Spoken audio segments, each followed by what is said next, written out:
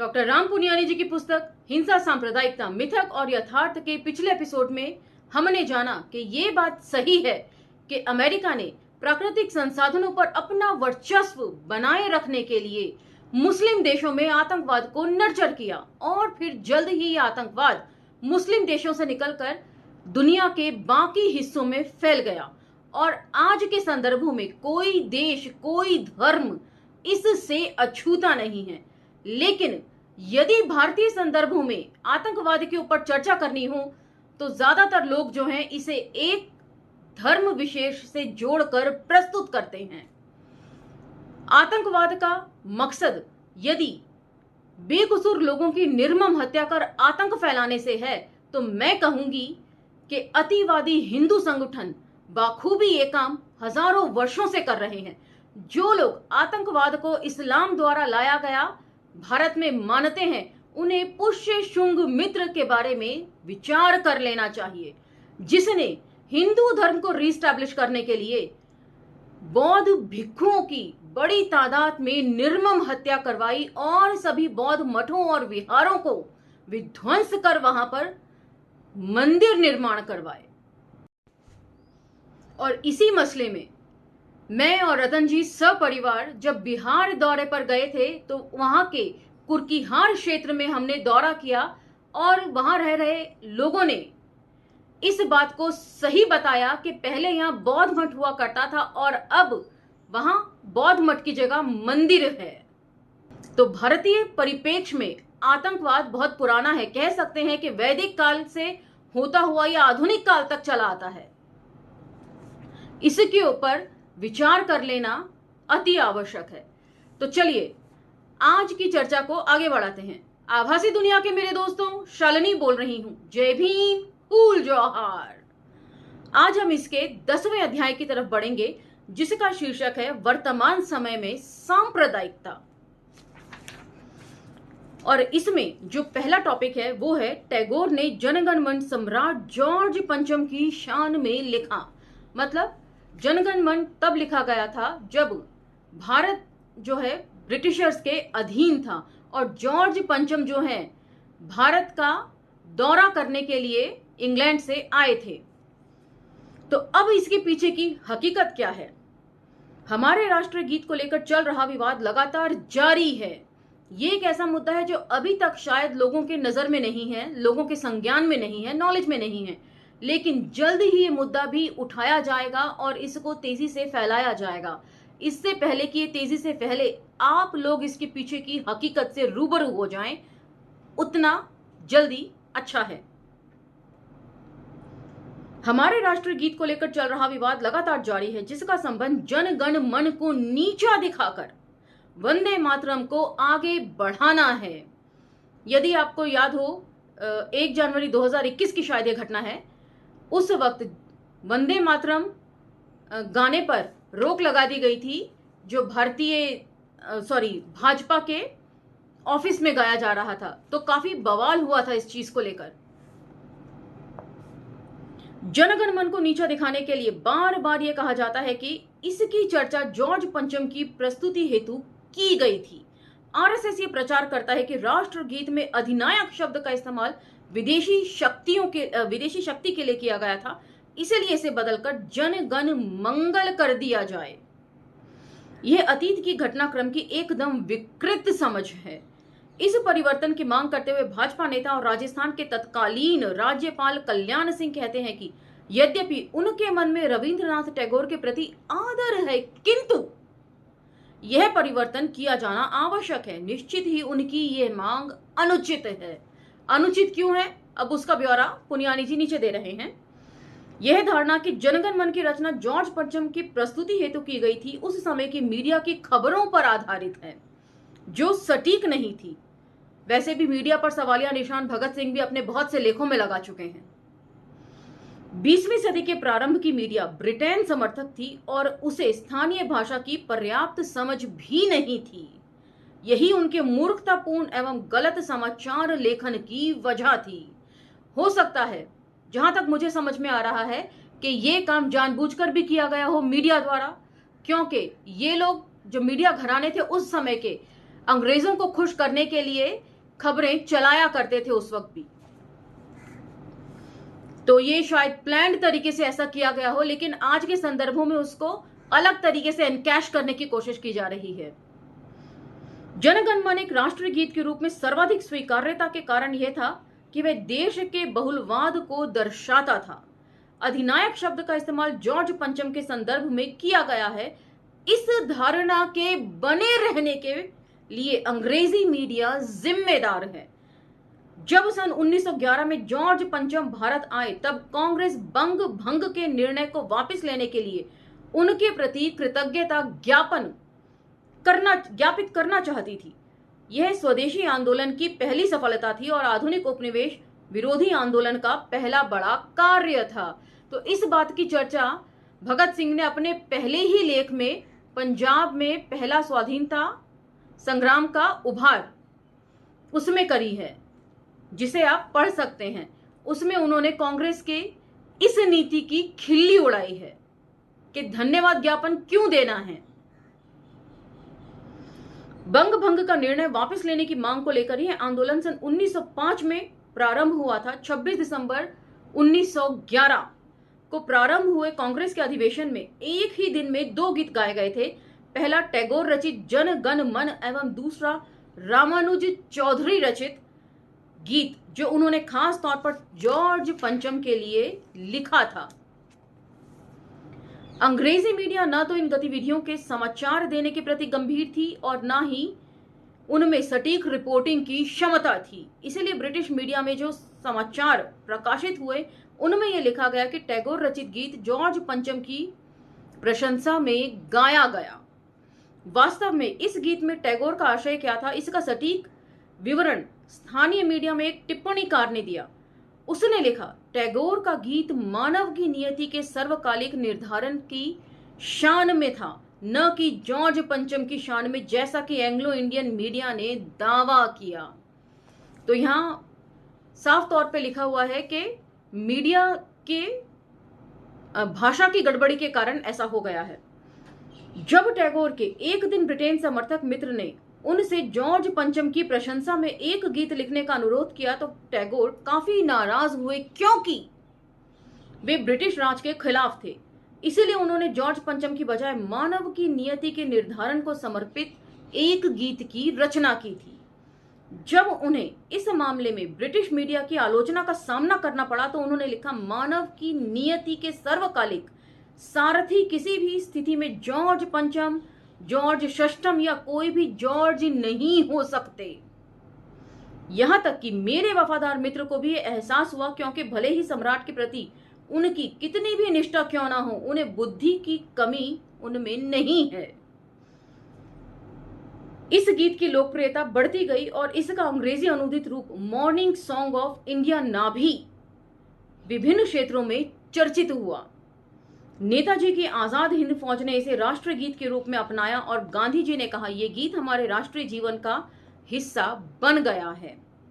सांप्रदायिक तत्व वंदे मातरम को तरजीह देते हैं और जनगण मन के प्रति असहज महसूस करते हैं, क्योंकि ये बहुलवाद का संदेश देता है और इसलिए उसे नीचा दिखाने के तर्क तलाशते रहते हैं। संघ परिवार वंदे मातरम को इसलिए प्राथमिकता देता है क्योंकि उसमें हिंदू धर्म की धारणाओं को दर्शाया गया है। वंदे मातरम के केवल प्रारंभिक 2 अंतरों को राष्ट्रगीत के रूप में स्वीकार किया गया है एवं जनगण मन ही राष्ट्रीय गीत है। तो ये सारा प्रकरण है उसके पीछे कि वंदे मातरम को क्यों प्रमोट किया जा रहा है और जनगण मन को क्यों डिग्रेड किया जा रहा है, क्योंकि ये अनेकता में एकता को दिखाता है, जो कि भाजपाइयों को या आरएसएस को सूट नहीं करता। अगला टॉपिक है जो बहुत दिलचस्प और कंटेम्परेरी भी है। गौ मांस खाने वालों और मरी हुई गायों का व्यापार करने वालों पर हमला करना उचित है, ऐसा कहा जाता है, लेकिन ये सर्वथा अनुचित है और इसके पीछे क्या मकसद या मंशा है उसे जान लेते हैं। लेकिन टॉपिक पढ़ते ही सबसे पहला जो मेरे दिमाग में पंक्तियां कौंधती हैं वो है हरिशंकर परसाई की। उनका एक व्यंगात्मक लेख है, एक गौ भक्त से भेंट, जिसमें वे लिखते हैं कि विदेशों में जिस गाय का दूध बच्चों को पुष्ट कराने के काम आता है, वही गाय भारत में दंगा कराने के काम में आती है। दिलचस्प लेख है। और आवारा भीड़ के खतरे, हरिशंकर परसाई के राजनीतिक व्यंग्यात्मक लेखों को मैंने पढ़ा है अंबेडकर नामा के मंच से। यदि आप स्क्रॉल डाउन करेंगे या प्लेलिस्ट में चेक करेंगे तो आवारा भीड़ के खतरे आपको मिल जाएगी, और उसमें तकरीबन 27 लेख हैं जिसका पाठन मैंने अंबेडकर नामा के मंच से किया था। वे सभी आप सुन सकते हैं। और इस पुस्तक के, राम पुनियानी जी के पुस्तक के एकदम कंटेम्परेरी हैं वो सारे लेख, उन्हें सुनना न भूलिए। चलिए लेख पर लौटते हैं। हिंसक भीड़ द्वारा गौमांस खाने और गौ हत्या का आरोप लगाकर मोहम्मद अखलाक की हत्या किए जाने के बाद यह मसला काफी चर्चा में है। हाल में कई पशु व्यापारियों की हत्या कर दी गई और गुजरात के ऊना में मृत गायों की खाल उतारकर खाल उतार रहे 4 दलितों की निर्ममता पूर्वक डंडों से पिटाई की गई। और इसकी जो पिक्चर्स थी और जो वीडियो था वो सोशल मीडिया पे बहुत सर्कुलेट हुआ। यह घटना एक पुलिस स्टेशन के पास हुई। इस तरह की छिटपुट घटनाएं पहले भी होती रही हैं, लेकिन भाजपा के नेतृत्व में केंद्र में एनडीए की सरकार बनने (2014 ऑनवर्ड्स) के बाद से इस तरह की घटनाओं की आवृत्ति और तीव्रता दोनों बढ़ गए हैं। वैसे वैदिक काल में भी गौमांस का सेवन किया जाता था। इतिहासवेत्ता D.N. झा ने अपनी पुस्तक मिथ ऑफ होली काऊ में इस तथ्य पर बहुत स्पष्ट प्रकाश डाला है। भगवान गौतम बुद्ध ने ब्राह्मणवादी रस्मों के अनुसार यज्ञों में दी जाने वाली गाय की बलि की प्रथा बंद करने का आग्रह किया था। और यहां पर एक और रेफरेंस है जो मैं कोट कर दूं, वोल्गा से गंगा, उसमें भी 1 से अधिक कहानियों में गौमांस और घोड़े का मांस जो विशिष्ट अतिथि होते थे उनको परोसे जाने की बात लिखी गई है राहुल सांकृत्यायन द्वारा। तीसरी ही कहानी पुरुहूत में और भी कई कहानियों में इसको लिखा गया है, और इसके ऊपर रतन जी के बने हुए वीडियोस भी आप देख सकते हैं। उस समय कृषि आधारित समाज का विकास हो रहा था और इस नई उभरती हुई अर्थव्यवस्था के लिए बैलों की आवश्यकता थी। धीरे धीरे बौद्ध धर्म का विस्तार संपूर्ण भारत में हो गया। इसकी प्रतिक्रिया में ब्राह्मणवाद ने जवाबी प्रहार किया और गाय को मां का दर्जा दिया।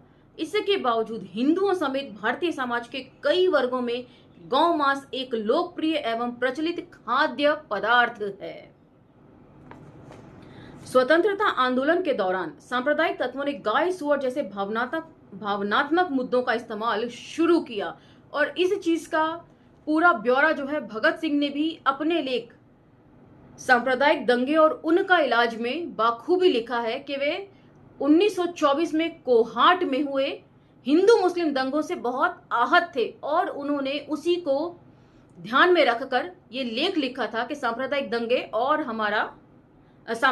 और उनका इलाज। उसके पेज नंबर 16 पर वे स्पष्ट तौर पर लिखते हैं कि किसी का दोषी होना कोई मायने नहीं रखा गया है। कोई मारा से फिसले गया कि वो दोषी नहीं था, बल्कि इसलिए मारा गया है क्योंकि वो हिंदू मुस्लिम या सिख था। और इसमें उन्होंने सभी समुदायों को की भर्त्सना की है कि मुसलमानों ने हिंदुओं और सिखों को निर्मम रूप से मारा, लेकिन मौका मिलते ही सिखों ने भी कोई कसर नहीं छोड़ी। ऐसा उन्होंने स्पष्ट तौर पर लिखा है अपने इस लेख में। तो भगत सिंह के राजनीतिक दस्तावेज में मैंने इस लेख का भी पाठन किया है अंबेडकर नामा के मंच से। प्लेलिस्ट में आप उसे भी जाकर दोबारा सुन सकते हैं। सांप्रदायिक तत्वों ने इसी तरह के भावनात्मक मुद्दों को अपनी राजनीति का आधार बनाया। ऐसा प्रतीत होता है कि ऊना की घटना से दलितों के एक बड़े तबके को यह समझ आ गया है कि हिंदुत्व राजनीति का एजेंडा क्या है, और वे अब बड़ी संख्या में विरोध व्यक्त कर रहे हैं। संघ परिवार की डराने धमकाने की समकालीन कार्यवाहियों का कृषि अर्थव्यवस्था पर दुष्प्रभाव पड़ रहा है। पहले किसान अपने अनुपयोगी (बांझ) पशुओं को वाजिब कीमत पर बेच पाते थे, लेकिन आरएसएस के विभिन्न घटकों